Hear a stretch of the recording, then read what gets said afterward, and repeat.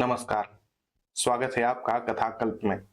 आज की कहानी है बादशाहत का खात्मा। लेखक हैं सआदत हसन अली मंटो और स्वर है प्रवीण दीक्षित का।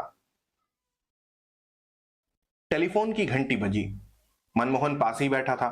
उसने रिसीवर उठाया और कहा, हेलो 44457। दूसरी तरफ से पतली सी निस्वानी आवाज आई, सॉरी, रॉन्ग नंबर। मनमोहन ने रिसीवर रख दिया और किताब पढ़ने में मशगूल हो गया। ये किताब वो तकरीबन 20 मर्तबा पढ़ चुका था। इसलिए नहीं कि उसमें कोई खास बात थी। दफ्तर में जो वीरान पड़ा था, एक सिर्फ यही किताब थी जिसके आखिरी औराक क्रिम खुर्दा थे, यानी कीड़ों ने खा लिए थे। एक हफ्ते से दफ्तर मनमोहन की तहवील में था, क्योंकि उसका मालिक, जो कि उसका दोस्त था, कुछ रुपया कर्जा लेने के लिए कहीं बाहर गया हुआ था। मनमोहन के पास चूंकि रहने के लिए कोई जगह नहीं थी, इसलिए फुटपाथ से आरिजी तौर पर वो इस दफ्तर में मुंतकिल हो गया था और इस एक हफ्ते में वो दफ्तर की इकलौती किताब तकरीबन 20 मर्तबा पढ़ चुका था। दफ्तर में वो अकेला पड़ा रहता। नौकरी से उसे नफरत थी। अगर वो चाहता तो किसी भी फिल्म कंपनी में बतौर फिल्म डायरेक्टर के मुलाजिम हो सकता था, मगर वो गुलामी नहीं चाहता था। निहायत ही बेज़रर और मुखलिस आदमी था। इसलिए दोस्त यार उसके रोजाना अखराजात का बंदोबस्त कर जाते थे। ये अखराजात बहुत ही कम थे। सुबह को चाय की प्याली और 2 टोस्ट, दोपहर को 2 फुलके और थोड़ा सा सालन, सारे दिन में 1 पैकेट सिगरेट, और बस। मनमोहन का कोई अजीज या रिश्तेदार नहीं था। बेहद खामोशी पसंद था, जफाकश था, कई कई दिन फाके से रह सकता था। उसके मुतल्लिक उसके दोस्त और तो कुछ नहीं, लेकिन इतना जानते थे कि वो बचपन से ही घर छोड़ छाड़ के निकल आया था और एक मुद्दत से बंबई के फुटपाथों पर आबाद था। जिंदगी में सिर्फ उसको एक चीज की हसरत थी, औरत की मोहब्बत की। अगर मुझे किसी औरत की मोहब्बत मिल गई तो मेरी सारी जिंदगी बदल जाएगी। दोस्त उससे कहते, तुम काम फिर भी ना करोगे? मनमोहन आह भरकर जवाब देता, काम? मैं मुजस्सम काम बन जाऊंगा। दोस्त उससे कहते, तो शुरू कर दो किसी से इश्क। मनमोहन जवाब देता, ना, मैं ऐसे इश्क का कायल नहीं जो मर्द की तरफ से शुरू हो। दोपहर के खाने का वक्त करीब आ रहा था। मनमोहन ने सामने दीवार पर क्लॉक की तरफ देखा। टेलीफोन की घंटी बजना शुरू हुई। उसने रिसीवर उठाया और कहा, हेलो 44457। दूसरी तरफ से पतली सी आवाज आई, 44457। मनमोहन ने जवाब दिया, जी हां, आप कौन हैं? मनमोहन, फरमाइए। दूसरी तरफ से आवाज आई तो मनमोहन ने कहा, फरमाइए, किससे बात करना चाहती हैं आप? आवाज ने जवाब दिया, जी आपसे। मनमोहन ने जरा हैरत से पूछा, मुझसे? अब जी हां, आपसे। क्या आपको कोई ऐतराज है? मनमोहन सटपटा गया। जी जी नहीं। आवाज मुस्कुराई, आपने अपना नाम मदन मोहन बताया था? जी नहीं, मनमोहन। मनमोहन। चंद लम्हात खामोशी से गुजर गए तो मनमोहन ने कहा, आप बातें करना चाहती थी मुझसे? आवाज आई, जी हां। तो कीजिए। थोड़े वक्फे के बाद आवाज आई, अब समझ नहीं आता क्या बात करूं, आप ही शुरू कीजिए ना कोई बात। बहुत बेहतर। यह कहकर मनमोहन ने थोड़ी देर सोचा। नाम अपना बता चुका हूं। आरिजी तौर पर ठिकाना मेरा यह दफ्तर है। पहले फुटपाथ पर सोता था, अब एक हफ्ते से इस दफ्तर के बड़े मेज पर सोता हूं। आवाज मुस्कुराई, फुटपाथ पर आप मसहरी लगाकर सोते थे? मनमोहन हंसा। इससे पहले कि मैं आपसे मजीद गुफ्तगू करूं, मैं ये बात वाजह कर देना चाहता हूं कि मैंने कभी झूठ नहीं बोला। फुटपाथों पर सोते मुझे एक जमाना हो गया है। यह दफ्तर तकरीबन एक हफ्ते से मेरे कब्जे में है। आजकल ऐश कर रहा हूं। आवाज मुस्कुराई। कैसे ऐश? मनमोहन ने जवाब दिया। एक किताब मिल गई थी यहां से। आखिरी वारा गुम है, लेकिन मैं इसे 20 मरतबा पढ़ चुका हूं। सालिम, किताब कभी हाथ लगी तो मालूम होगा हीरो हीरोइन के इश्क का अंजाम क्या हुआ। आवाज हंसी। आप बड़े दिलचस्प आदमी हैं। मनमोहन ने तकल्लुफ से कहा। आपकी जर्रा नवाजी है। आवाज ने थोड़े तवक्कुफ के बाद कहा।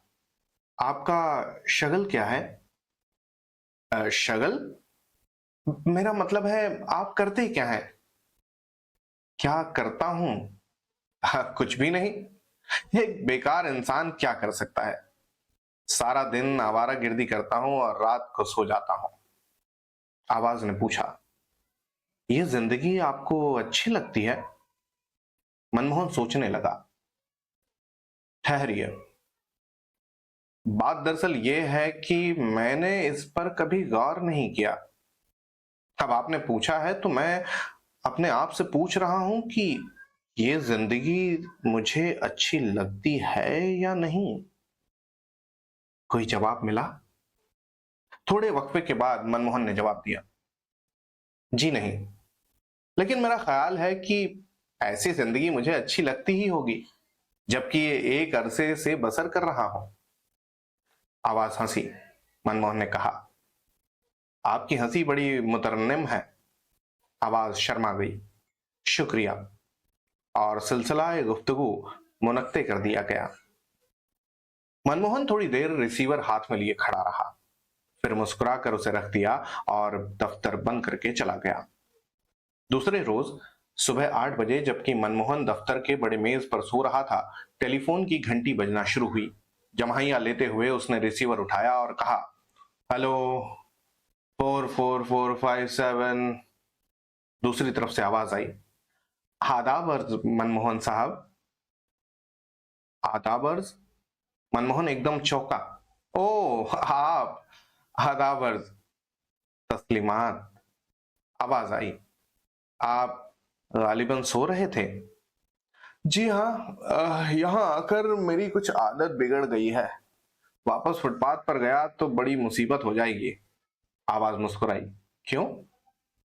वहां सुबह 5 बजे से पहले पहले उठना पड़ता है। आवाज हंसी। मनमोहन ने पूछा। कल आपने एकदम टेलीफोन बंद कर दिया। आवाज शर्माई। आपने मेरी हंसी की तारीफ क्यों की थी? मनमोहन ने कहा। लो साहब, ये भी अजीब बात कही आपने। कोई चीज जो खूबसूरत हो उसकी तारीफ नहीं करनी चाहिए। बिल्कुल नहीं।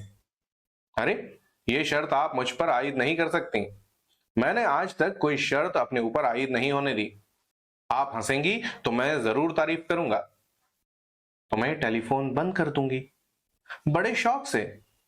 आपको मेरी नाराजगी का कोई ख्याल नहीं? मैं सबसे पहले अपने आप को नाराज नहीं करना चाहता। अगर मैं आपकी हंसी की तारीफ ना करूं तो मेरा जौक मुझसे नाराज हो जाएगा। यह जौक मुझे बहुत अजीज है। थोड़ी देर खामोशी रही।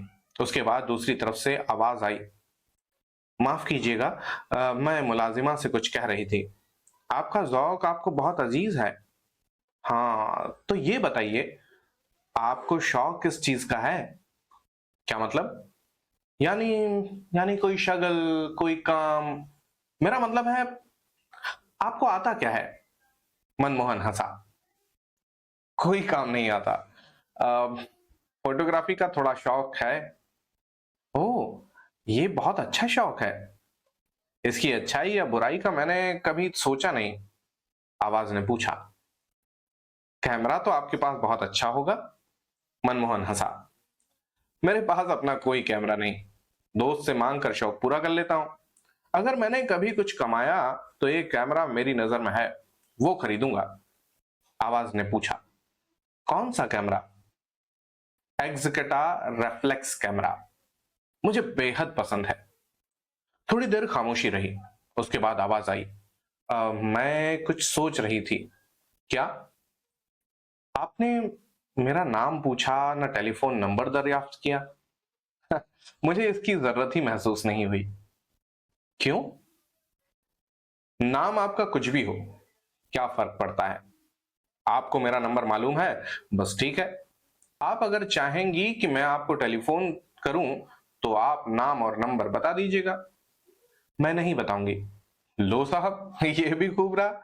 मैं जब आपसे पूछूंगा ही नहीं तो बताने न बताने का सवाल ही कहां पैदा होता है। आवाज मुस्कुराई। आप अजीबो गरीब आदमी हैं। मनमोहन मुस्कुरा दिया।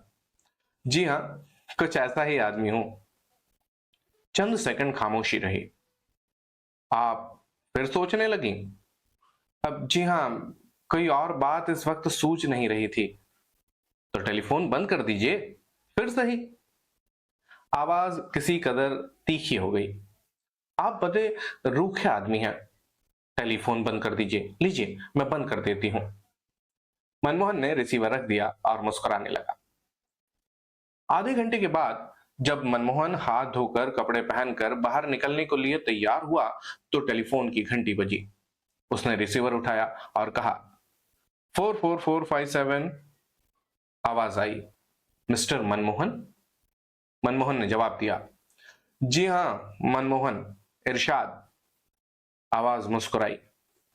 इरशाद यह है कि मेरी नाराजगी दूर हो गई है। मनमोहन ने बड़ी शगुफ्तगी के साथ कहा, मुझे बड़ी खुशी हुई है। नाश्ता करते हुए मुझे ख्याल आया कि आपके साथ बिगाड़नी नहीं चाहिए। हाँ, आपने नाश्ता कर लिया? जी नहीं, बाहर निकलने ही वाला था कि आपने टेलीफोन किया। ओह, तो आप जाइए। जी नहीं, मुझे कोई जल्दी नहीं है। मेरे पास आज पैसे नहीं है, इसलिए मेरा ख्याल है कि आज नाश्ता नहीं होगा। आपकी बातें सुनकर आप ऐसी बातें क्यों करते हैं? मेरा मतलब है, ऐसी बातें आप इसलिए करते हैं कि आपको दुख होता है? मनमोहन ने एक लम्हा सोचा। अब जी नहीं, मेरा अगर कोई दुख दर्द है तो मैं उसका आदी हो चुका हूं। आवाज ने फिर पूछा, मैं कुछ रुपए आपको भेज दूं? मनमोहन ने जवाब दिया, भेज दीजिए। मेरे फाइनेंसर्स में एक आपका भी इजाफा हो जाएगा। नहीं, मैं नहीं भेजूंगी। आपकी मर्जी। मैं टेलीफोन बंद करती हूँ। जी बेहतर। मनमोहन ने रिसीवर रख दिया और मुस्कुराता हुआ दफ्तर से निकल गया। रात को 10 बजे के करीब वापस आया और कपड़े बदलकर मेज पर लेटकर सोचने लगा कि ये कौन है जो उसे फोन करती है। आवाज से सिर्फ इतना पता चलता था कि जवान है। हंसी बहुत ही मुतरन्निम है। गुफ्तगू से यह जाहिर होता है कि तालीम याफ्ता और महज़्ज़ब है। बहुत देर तक वो उसके मुतल्लिक सोचता रहा। इधर क्लॉक ने 11 बजाए, उधर टेलीफोन की घंटी बजी। मनमोहन ने रिसीवर उठाया। हेलो। दूसरी तरफ से आवाज आई, मिस्टर मनमोहन? जी हाँ, मनमोहन। इरशाद। इरशाद यह है कि मैंने आज दिन में कई मर्तबा रिंग किया। आप कहाँ गायब थे? साहब बेकार हूं, लेकिन फिर भी काम पर जाता हूं। किस काम पर? आवारागर्दी। वापस कब आए? 10 बजे। अब क्या कर रहे थे? मेज पर लेटा आपकी आवाज से आपकी तस्वीर बना रहा था। बनी? जी नहीं। बनाने की कोशिश न कीजिए, मैं बड़ी बदसूरत हूं। माफ कीजिएगा, अगर आप वाकई बदसूरत हैं तो टेलीफोन बंद कर दीजिए। बदसूरती से मुझे नफरत है। आवाज मुस्कुराई। ऐसा है तो चलिए, मैं खूबसूरत हूं।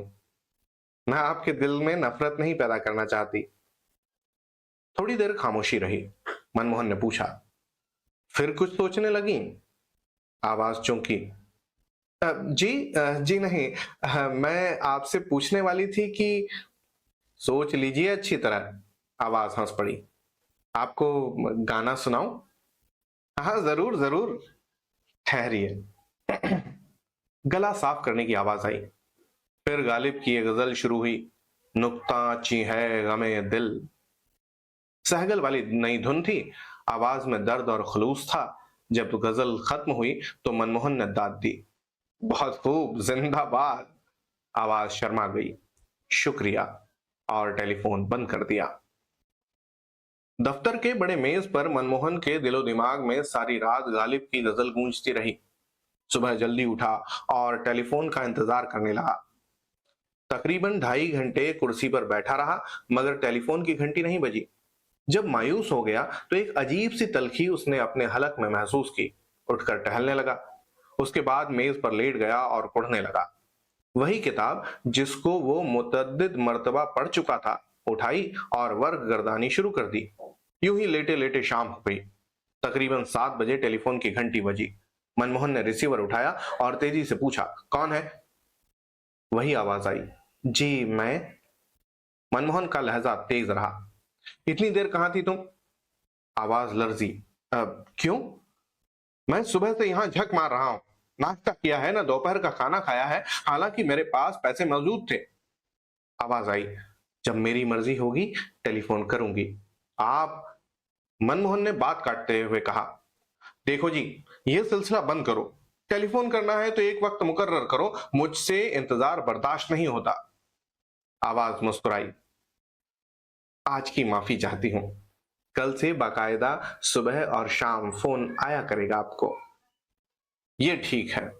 आवाज हंसी, मुझे मालूम नहीं था आप इस कदर बिगड़े दिल हैं। मनमोहन मुस्कुराया, माफ करना, इंतजार से मुझे बहुत कौफ्त होती है, और जब मुझे किसी बात से कौफ्त होती है तो अपने आप को सजा देना शुरू कर देता हूं। अब वो कैसे? सुबह तुम्हारा टेलीफोन ना आया, चाहिए तो ये था कि मैं चला जाता, लेकिन बैठा दिन भर अंदर ही अंदर कुड़ता रहा। बचपना है जी साहब। आवाज हमदर्दी में डूब गई। काश मुझसे ये गलती ना होती। मैंने कसदन सुबह टेलीफोन न किया। क्यों? ये मालूम करने के लिए कि आप इंतजार करेंगे या नहीं। मनमोहन हंसा, बहुत शरीर हो तुम। अच्छा, अब टेलीफोन बंद करो, मैं खाना खाने जा रहा हूं। जी बेहतर। कब तक लौटिएगा? आधे घंटे तक। मनमोहन आधे घंटे के बाद खाना खाकर लौटा तो उसने फोन किया। देर तक दोनों बातें करते रहे। उसके बाद उसने गालिब की एक गजल सुनाई। मनमोहन ने दिल से दाद दी। फिर टेलीफोन का सिलसिला मुनक्ता हो गया। अब हर रोज सुबह और शाम मनमोहन को उसका टेलीफोन आता। घंटी की आवाज सुनते ही टेलीफोन की तरफ लपकता। बाज औकात घंटों बातें जारी रहती। इस दौरान में मनमोहन ने उससे टेलीफोन का नंबर पूछा, ना उसका नाम। शुरू शुरू में उसने उसकी आवाज की मदद से तखय्युल के पर्दे पर उसकी तस्वीर खींचने की कोशिश की थी, मगर अब वो जैसे आवाज ही से मुतमईन हो गया था। आवाज ही शक्ल थी, आवाज ही सूरत थी, आवाज ही जिस्म था, और आवाज ही रूह थी। एक दिन उसने पूछा, मोहन, तुम मेरा नाम क्यों नहीं पूछते? मनमोहन ने मुस्कुराकर कहा, तुम्हारा नाम तुम्हारी आवाज है, जो कि बहुत मुतरन्निम है। इसमें क्या शक है? एक दिन वो बड़ा टेढ़ा सवाल कर बैठी, मोहन, तुमने कभी किसी लड़की से मोहब्बत की है? मनमोहन ने जवाब दिया, नहीं। क्यों? मोहन एकदम उदास हो गया। अब इस क्यों का जवाब चंद लफ्जों से नहीं दे सकता। मुझे अपनी जिंदगी का सारा मलबा उठाना पड़ेगा। अगर कोई जवाब न मिले तो बड़ी कौफ्त होगी। तो जाने दीजिए। टेलीफोन का रिश्ता कायम हुए तकरीबन 1 महीना हो गया। बिला नागा दिन में 2 मरतबा उसका फोन आता। मनमोहन को अपने दोस्त का खत आया कि कर्जे का बंदोबस्त हो गया है। 7-8 रोज में वो बंबई पहुंचने वाला है। मनमोहन यह खत पढ़कर अफसुर्दा हो गया। उसका टेलीफोन आया तो मनमोहन ने उससे कहा, मेरी दफ्तर की बादशाही अब चंद दिनों की मेहमान है। उसने पूछा, क्यों? मनमोहन ने जवाब दिया, अब कर्जे का बंदोबस्त हो गया है, दफ्तर आबाद होने वाला है। तुम्हारे किसी और दोस्त के घर में टेलीफोन नहीं है? कई दोस्त हैं जिनके टेलीफोन हैं, मगर मैं तुम्हें उनका नंबर नहीं दे सकता। क्यों? मैं नहीं चाहता तुम्हारी आवाज कोई और सुने। वजह? मैं बहुत हासिद हूं। वो मुस्कुराई, ये तो बड़ी मुसीबत हो गई। क्या किया जाए? आखिरी दिन जब तुम्हारी बादशाहत खत्म होने वाली होगी, मैं तुम्हें अपना नंबर दूंगी। हाँ, ये ठीक रहेगा। मनमोहन की सारी अफसुर्दगी दूर हो गई। वो उस दिन का इंतजार करने लगा कि दफ्तर में उसकी बादशाहत खत्म हो।